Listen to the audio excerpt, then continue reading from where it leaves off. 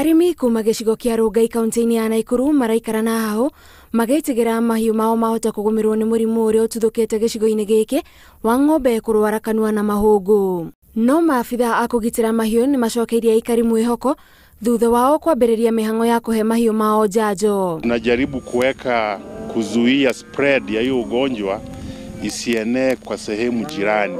Maabitha aya maugite gukinyiria riu gutire ng'ombe kwete kuumana na murimu uyu na nimegutigirira ndunatamba icigo-ini ingi. Ona kuri uguo aikari ni moritio makarora mahiu mao niguo kumenyeka riria monania dalili cia murimu ucio.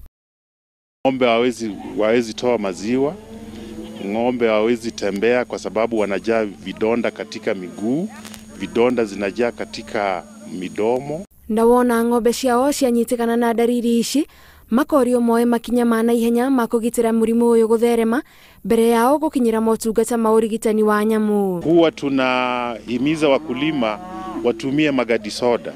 Magadi soda is a very good, ina clear, inaosha vizuri, ina heal.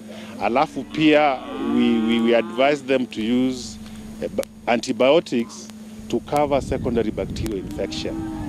Kiumia kihituku aikari a mwena wa Mahiu Naikuru ni meriga guteta thutha wa ng'ombe ciao kugumirwo ni murimu uyu. Kuringana na thina uyu ni umatwarite hathara nene kuona ng'ombe ici nicio makoragwo mehokete na murimu uyu ni utumite nyihe muigana wa iria riria irutaga.